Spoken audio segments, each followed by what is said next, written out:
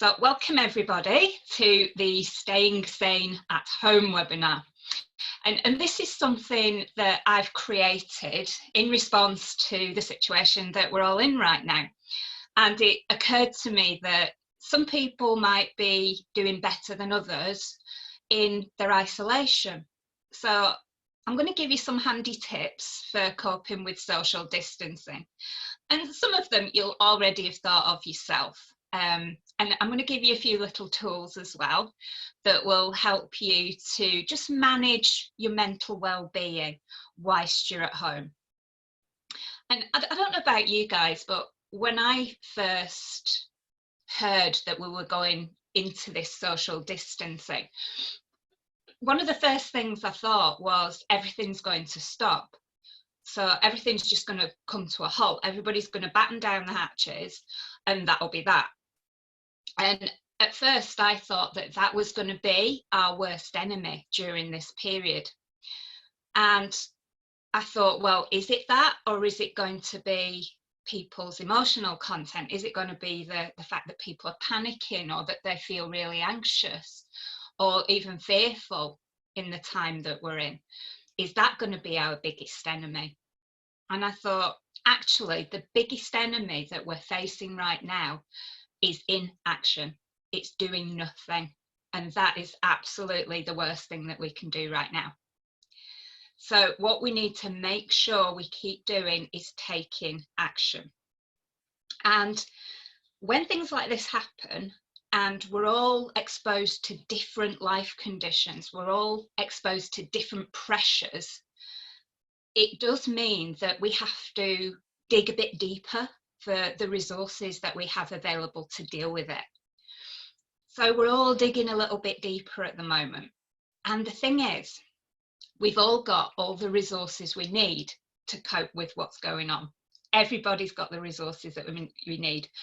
Trust me, I've worked in this industry for long enough to know that when people are up against it, when they're pushed, they always find the resources that they need.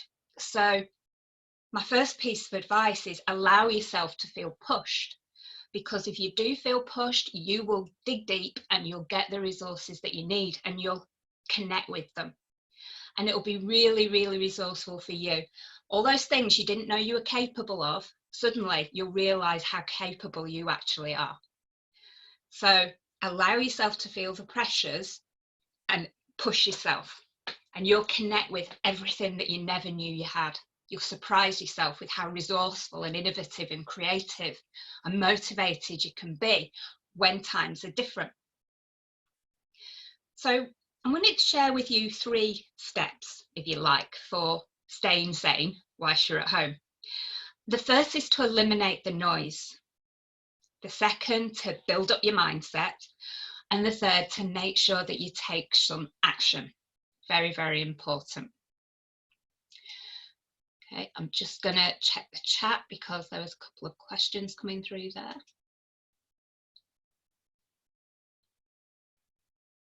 Okay, just people having a bit of difficulty with the share.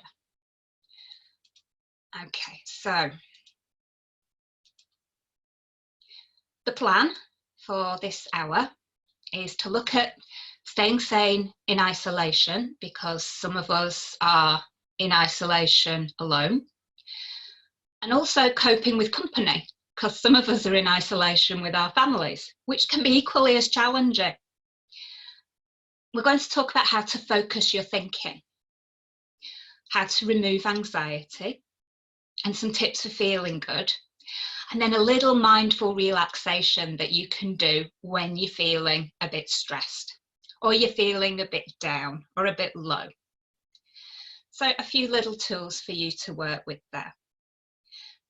But first, I want to ask, how are you feeling right now? How are people feeling? And I'd like you to just pop it into the chat. So just type one word to describe how you're feeling.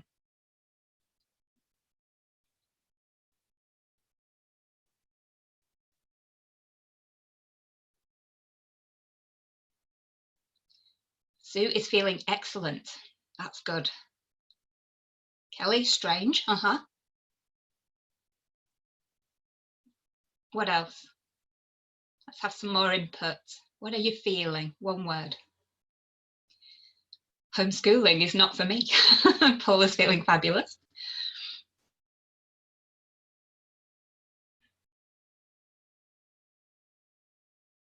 What else? Anxious because I'm away from my whole family, sure. Stuck, helpless, yep. Bipolar, Dawn. Certainly hope not. Diane, worried about my family as my brother has a horrid virus. Oh no. Loretta, amazing and enjoying the pause. Lovely. You see, everybody's feeling very different, aren't they? And what I want you to really understand about all those things that you're feeling is that they're all normal, and it's absolutely natural to feel however you're feeling. So let's not beat ourselves up for feeling how we're feeling. There were some very positive feelings there, and there were some not so positive feelings there, and either is fine. It's normal, so relax. We're all solving new problems to life conditions, because when life conditions change, when your environment changes, you have then got to change the way you respond to it. New sets of problems come to you. Before this happened, you had coping mechanisms for dealing with the problems in your life. Then this change happened really, really quickly, almost overnight. And then you had to start solving different problems. So finding new solutions, because doing things the old way doesn't work anymore. So we're finding new solutions to our new life conditions, and that feels uncertain and unstable. So however you're feeling is absolutely right. So what we need to work on is establishing the new normal. We don't know how long this is going to last for, so we need to adjust as quickly as we can so that our new normal becomes a condition in which we can now solve new problems, find new solutions to new problems. Because you know what, the old way of thinking isn't going to work anymore. So it's very important that we have our solutions to our new problems. So let's think about coping. Let's think about coping and resilience. Because to stay sane, we've got to feel like we're coping. It's when we don't feel like we're coping that what we're feeling turns into that thing that we call stress. Stress comes when there's pressures from the outside that we don't feel able to find solutions for. So stress is when we can't cope. And lots of people are feeling really overwhelmed by the lack of control that they feel they have and the uncertainty of where this is all going to and where it's going to end, because we just don't know. So coping is very much a way of thinking. It's a mindset, and it's a way of thinking created by your personal attitudes, the way you represent your experiences in your minds and your behaviours. And when we're able to cope all the time, then we say we are resilient. So we need to build up a level of resilience. And to do that, we have to be really flexible in the way we think. Because remember, life conditions have changed. And that means the old ways of doing things don't work anymore. We have to find new solutions to new problems. So if you can't change something, which we can't do anything about it, the only thing we can do is change the way we think about it. So if you can't change something, change the way you think about it. So we have no control over our current life conditions. We do have control of how we personally respond to them. So I want to give you some hints and tips that will allow you to start to think differently about these circumstances and how you personally are responding to them. Because you know what? This will end. We have a destination. There will be a point in time when this has ended and we've gone back to what used to be. The question is, we're all going to the same destination. We're going to arrive at that destination at some point, time unknown at the minute. The question is, are you going to make your journey to that destination easy and positive, or are you going to make it hard and negative? So the way you take your journey is very much up to you. The destination is the same. So we think about how we think differently. And this is important because here's the thing. Your mind doesn't know the difference between something that's real and something that you imagine. So if you're imagining the worst of everything, and in your self-talk, your voice in your head, you're saying, I'm going to lose my business, I'm going to lose my job, everything's, the people around me that I love are going to get sick, I'm going to get sick. If you keep thinking that way, then your mind thinks it's happening right now. And so it affects your physiology. And one of the key things that happens when you're thinking really, really negatively about everything you don't want, it affects your physiology accordingly through your emotional content. One of the key things is it depletes your immune system. And that is the last thing that you want right now, a depleted immune system. So to keep your immune system healthy, your mind needs to be healthy. Mind and body are connected. We can't disconnect them. So it's really important that we get the thinking right. There's a nice quote here from Michael Caine, the actor. And he said, I have a policy. I never listen to anyone explain why they can't do something. I don't want to be convinced by them. And that little quote really resonates with me because I experience this all the time. So people telling me why they can't, why it's different for them, why they can't make it work, why they can't think positively, why they can't have a relaxed and maybe quite exciting journey towards the destination. And I've got a choice, just like everybody else. I either take that on as a belief or I leave it. And I choose to leave it. And this was one of the main reasons that I've backed away from Facebook in particular. Especially when this first started, I was bombarded in my personal timeline day after day after day with people catastrophizing about what's going to happen. And I didn't want to believe any of that. I wanted my journey towards the destination to be really positive and one that had some interest and curiosity and excitement and motivation in it. And that's what I've chosen. So you really need to ask yourself, what are you choosing right now? What are you choosing in terms of the way you're thinking about what's happening? And that's important because generally what you focus on is what you get. Your energy will flow where your attention goes. So think about what you're choosing to believe. Now, I would really recommend that you become selective and really conscious about what you read and what you listen to, and really decide which of that you're going to take on as your own belief and which parts of it you're going to leave. It's really important because we absorb belief systems unconsciously, and we absorb other people's belief systems.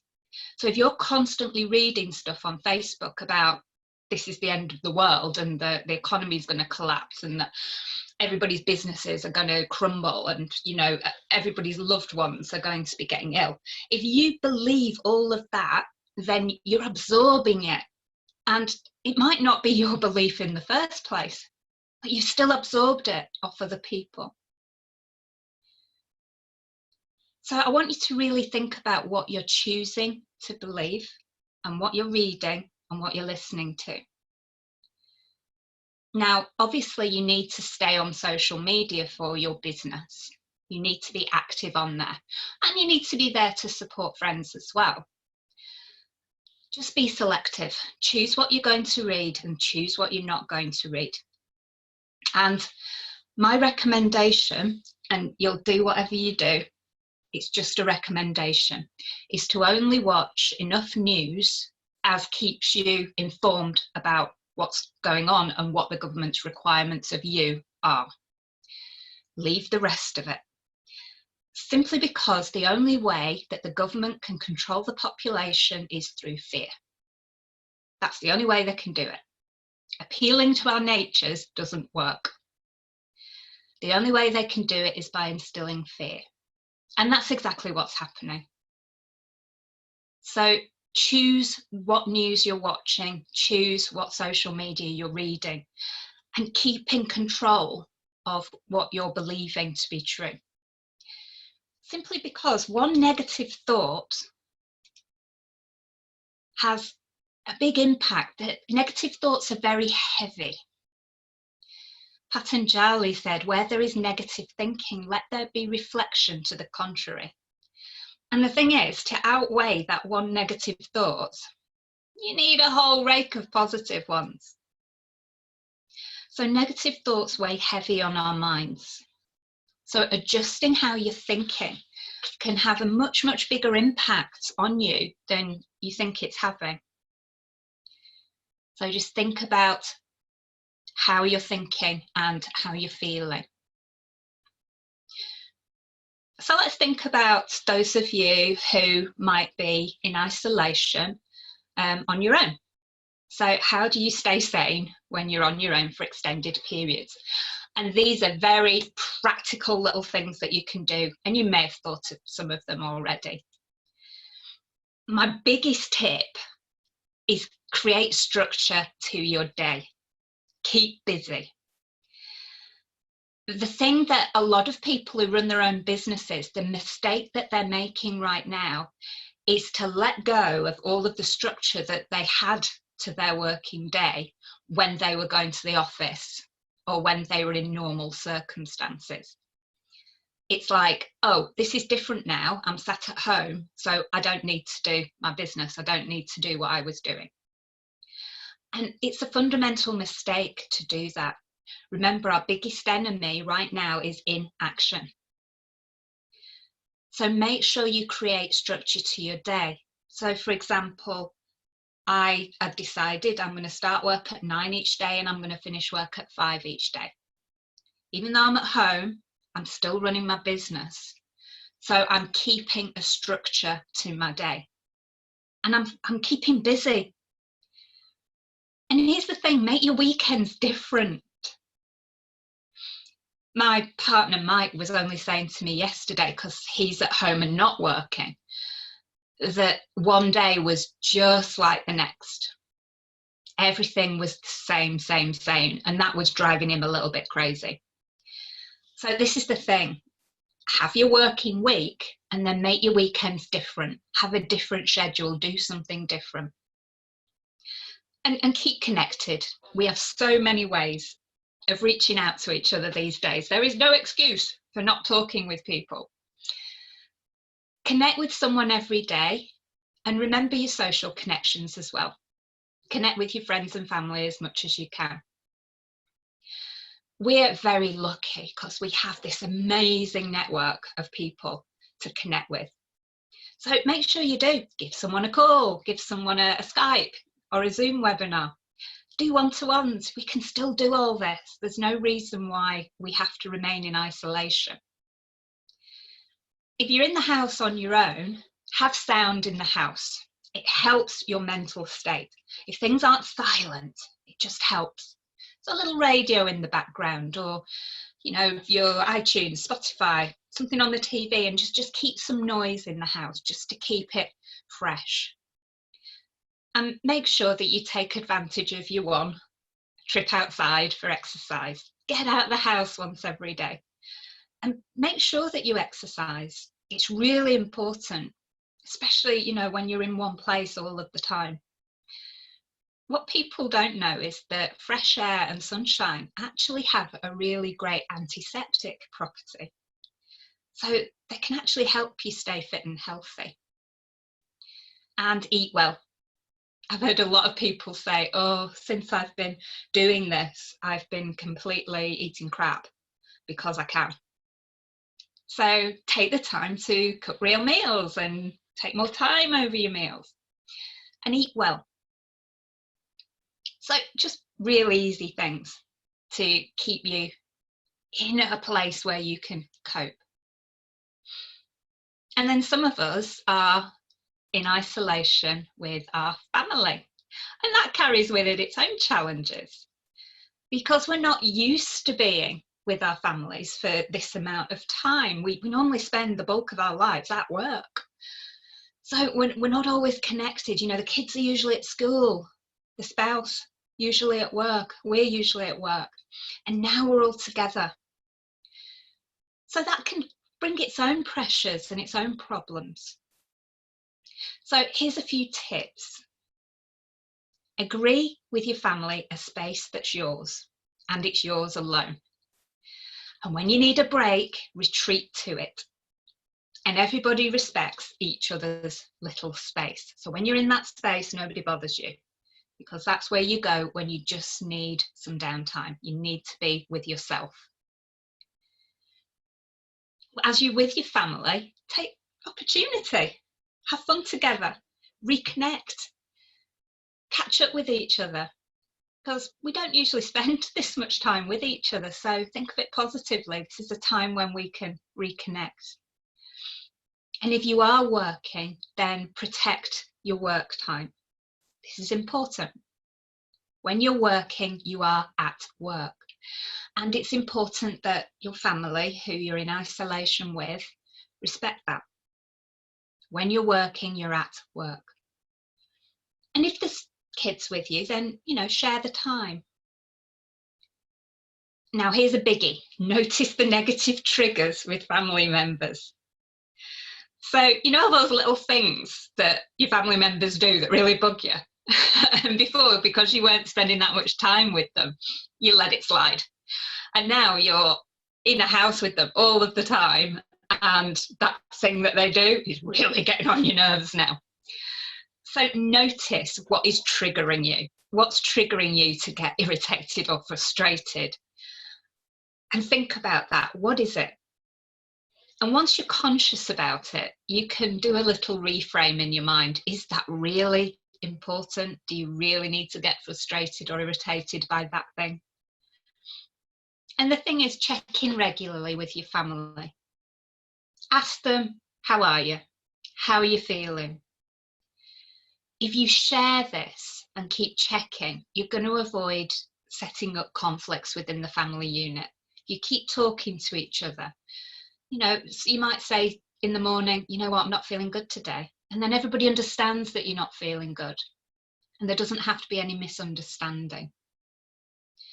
Even if you're on your own, check in regularly with other people and talk.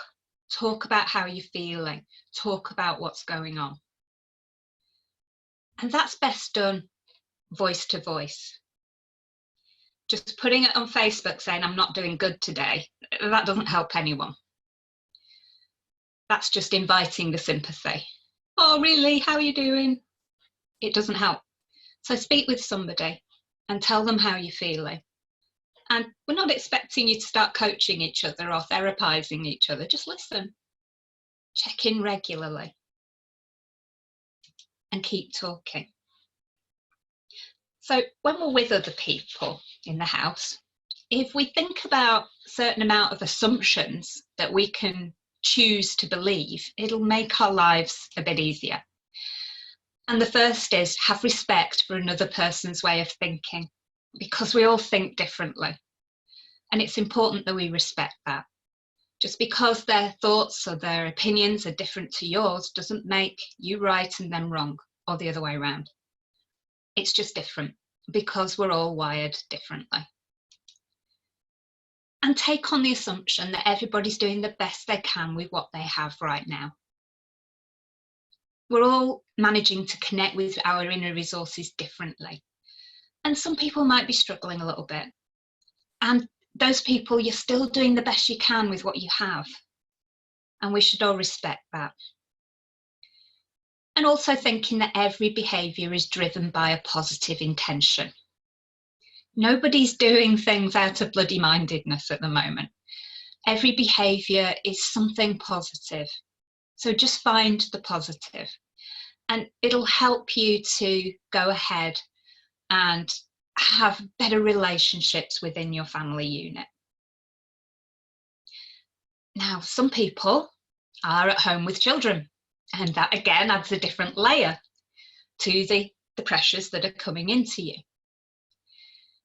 And as I've been talking to people, these are some of the things that have popped out. So it's important you avoid the work-children conflict. Lots of parents have said to me, I'm at home, I'm still working, and my children are here, they want my attention, and I feel bad when I say, no, I'm working. So again, this is all about setting structure around your time. Put aside time for work and time for the children. If there are two parents present, then you can share that time with the children. If there's one person present, then just structure your day so you have time for the children, time for work, and be very clear about it. Exercise with your children, have some fun. The Joe Wicks PE is incredibly popular at the moment, and adults and children alike are having a ball with it. So check that out. Be creative with the kids, give them tasks to do, keep them enriched with new things. And the thing is, kids have much better flexibility and adaptability than adults. They have better plasticity of their neurology. They can make new connections and rewire their thinking almost instantaneously. So as a parent, you don't need to be concerned about the adaptability of your kids. They will adapt. And take time to enjoy the slower pace. A few people have talked to me about this as well. You know, everything's slowed down a bit. There isn't a rush in the morning to get out of bed, get in the shower, get the breakfast, get the lunches made, get off to school. That's kind of gone away for the moment. And everything's slowed down a little bit. So enjoy it. Because, you know, this will be over soon and you'll be back to that school morning running about. So enjoy it whilst it's here. And check the understanding of your children. Check that they get what's going on. Kids understand much more than we give them credit for. So they might be frightened by things that they've heard or they've seen on the TV. Just check that they understand correctly and make sure that they're supported as well. So let's think a bit about building mindset.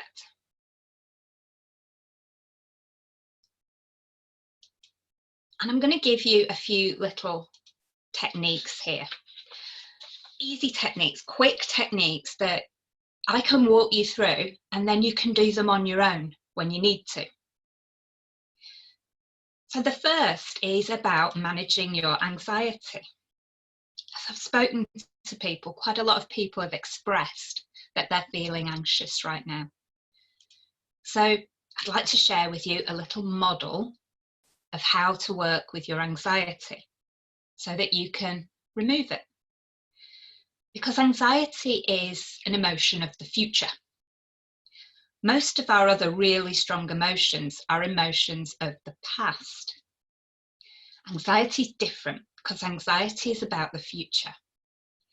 And anxiety is created by focusing on what you don't want to happen. Now, I know that sounds very simple, and it is simple. This is the truth. This is what creates anxiety, focusing on what you don't want. So it's all that self-talk that says, well, what if this happens? And what if that happens? And what if? And you're going through all the things that you don't want to happen. And you're even creating pictures and movies of what might happen in your mind and what that's going to feel like. That's anxiety. So because it's created simply, it's actually removed simply too. So it's about working with the future. It's about taking yourself to a point in the future where everything's done, everything's complete, and it all completed just as you wanted it to.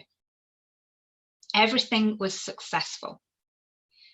Now, if you think that way, that's focusing on what you do want. And if you do that, it's impossible to be anxious.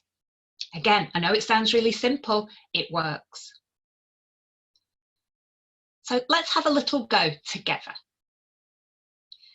So you can either sit with your eyes open or close your eyes to do this whilst I talk you through it. So however you want to do it is great. So I want you to think of the time when all of what's happening right now is done. It's all over. And everything has gone back to the conditions, the life conditions that we had. So I want you to work with that. So I want you to imagine floating up out of your body and floating into the future, to a time in the future when everything is back to how it was. Everything's back to normal. So our life conditions are back to how they were. And I want you to take yourself 15 minutes after everything has gone back to normal. And I want you to imagine that everything has happened really perfectly for you. So you've had a really lovely, peaceful and relaxed journey towards that point. You've slept well, you've exercised well, you've eaten well, you've done well with your business, you've done well with your family. Your family are healthy and well. And just go to that point 15 minutes after everything's gone back to normal. And hold that in your mind. And as you hold that in your mind, just notice now that the anxiety has gone.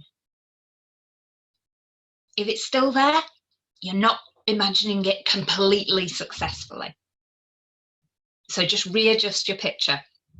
So it's absolutely, completely as you'd have wanted it to be. Everything's worked out fine. And notice that it's impossible to be anxious. And as you look back towards now from that position, I want you to notice that everything between now and then reevaluates itself in support of you achieving that. And then come back into now, back down into your body and open your eyes. And that's a little technique that you can run every time you feel yourself feeling anxious about the future. Just run that little model in your mind and the anxiety will dissolve immediately. And remember that anxiety is just a warning from your mind that you need to focus on what you want, because right now you're focusing on what you don't want.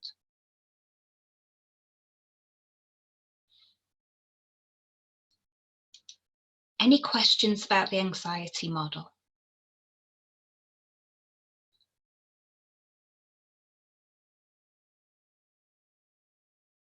Just pop it in the chat if anybody's got a question.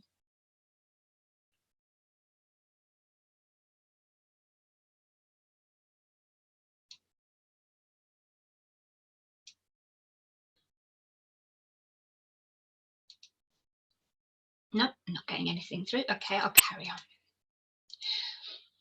Now, here's another little tool that you can use to take yourself out of a problem situation. Again, this is really quick, really easy, and something you can do on your own.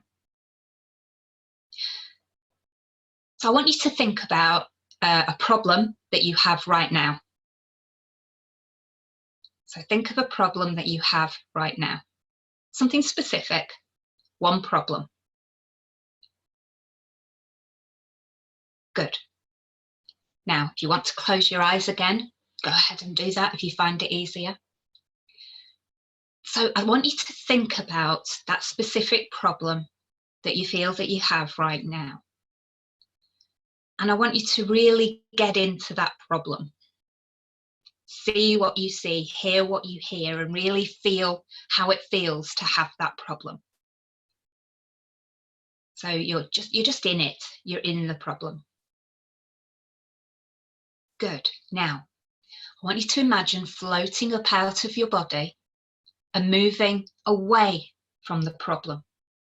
So you become an interested observer, watching yourself in the problem. Now, as an interested observer, you have no feelings either way about that problem. You're just a neutral observer. And notice, once you're observing from a distance, that you can't feel the problem anymore. So as you can't feel it anymore, take a positive learning about the problem. Learn what you need to learn without the emotion, as an interested observer. And as you take a really positive learning from that problem, I want you to come back into your body, back into you, and notice how different the problem feels now. Good. So again, another little really quick technique that you can use when you feel you're stuck in a problem and you need to get out of the emotion of it in order to find a solution. Good. Any questions about that? Just type in the chat if you have a question.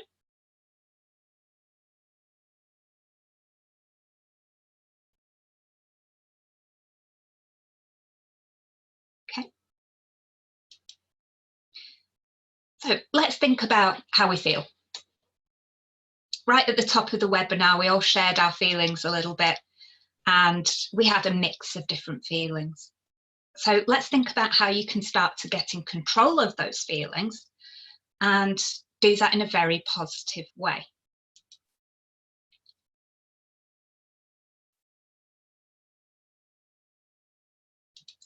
Good. Okay. So let's have a look at how we can get in control of our emotions. Emotions take many forms.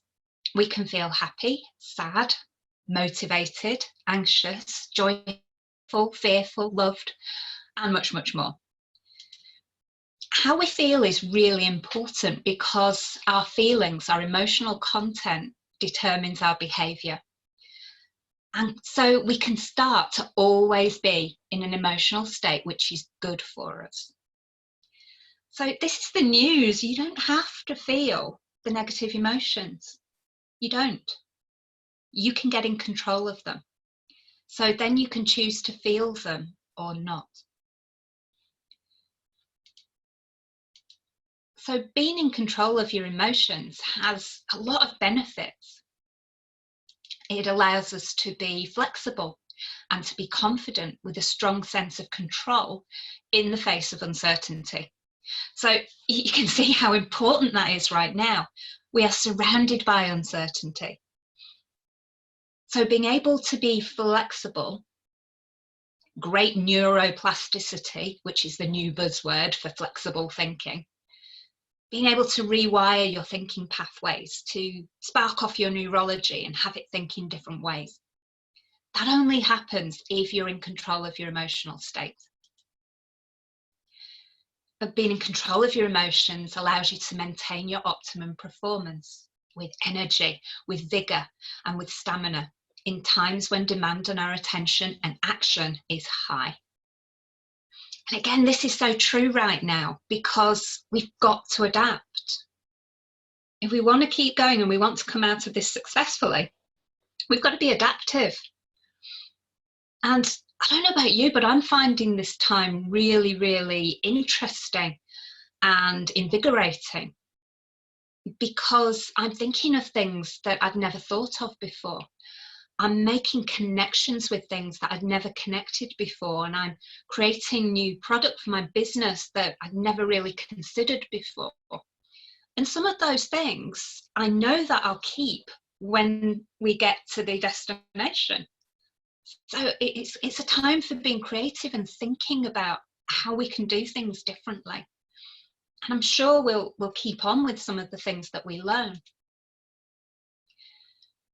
When you're in the right emotion, you can maintain your clarity of thinking and your alertness of thought. This is about keeping you sharp. And there's actually a biological reason for this. When you're feeling negative emotion, so fear or panic or anxious or frustrated, you actually get a chemical change in your brain. And the chemicals that get released when you're feeling negative emotions put you into a fog. We've all experienced it, haven't we? You just can't think. You can't think clearly. You feel like you're in this cloud and you can't get out of it. That's real. That's chemistry happening in your physiology. So if you change that thinking and you change your emotional content to something more resourceful and positive, it clears the chemistry in your brain and you get your good chemistry working. So you get sharp focus. And it really helps you to move forward in problem solving. You can solve the new problems that are coming into our world. You can be innovative in your thinking. And all that becomes easy when we create positive, optimistic, and resourceful internal feelings. And I think optimism is one of those things that's kind of taken a real hit since the world changed. They've just lost their optimism. And I think that's something we need for ourselves to bring back. We need to maintain our optimism. And that we're going to get some really positive outcomes from this change. Because, you know, the levels of human existence, the evolution of human beings centers around moments like this. Because when we reach crisis point, when we think everything's done and it's crisis point and it's over, that's when our brains and our minds go into the next level of awareness, the next level of consciousness, the next evolution. And that's what's happening right now. We're stepping through a crisis point and into a new level of thinking. So this is actually a really important time.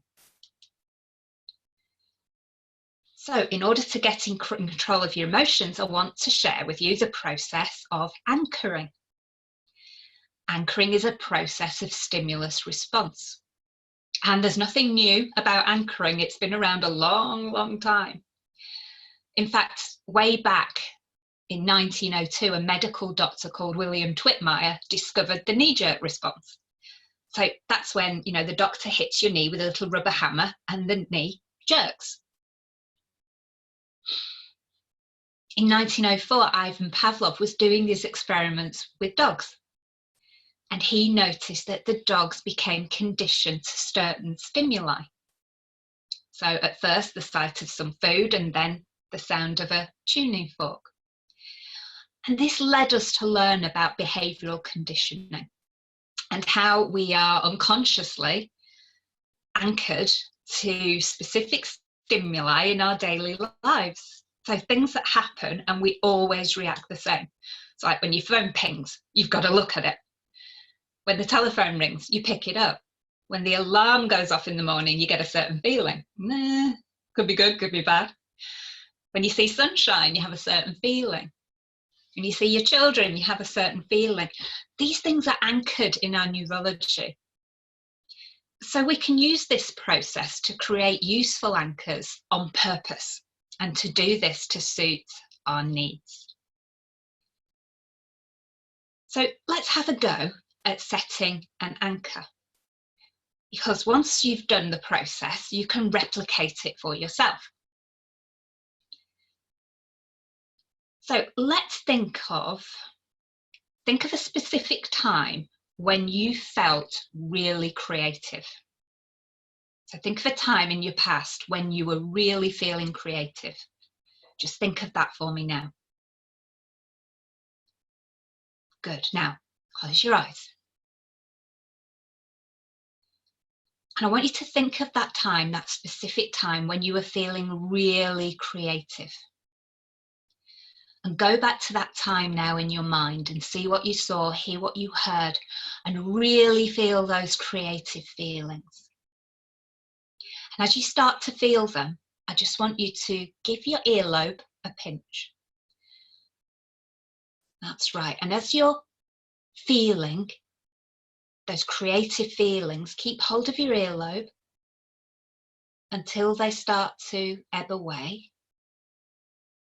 And then as soon as they've gone, just come off of your earlobe and clear the screen and open your eyes. And that's how you set an anchor. You're connecting a feeling with a touch. And you can replicate that over and over again and build up an anchor. So let's do one more. Let's do a relaxed anchor. So remember a specific time in the past when you were uber relaxed. I mean, really relaxed. Good. Now close your eyes. Think of that specific time when you were really relaxed. Yeah. Go back to that time now, float down into your body, hear what you heard, see what you saw, and really feel the feelings of being totally relaxed. And as you feel relaxed, just squeeze your earlobe. And keep that squeeze there for as long as you're feeling the relaxed feeling. That's right. Good. And as soon as that relaxed feeling starts to subside, just take your hand off your earlobe, clear the screen and open your eyes. Good. Now, just give your earlobe a little squeeze and you'll get a mixture of creativity and relaxation. You get it? Good. Now, you can build that anchor with as many positive and resourceful emotions as you like. So I'd really encourage you to keep doing that and keep building up that resource anchor so that whenever you're feeling panicked or anxious or nervous or frustrated, all you have to do is take a squeeze on your earlobe, get the nice emotions back, and then carry on with your day. So please keep on with it. And finally, I'd like to share with you a little method of relaxation. Call it a meditation if you like.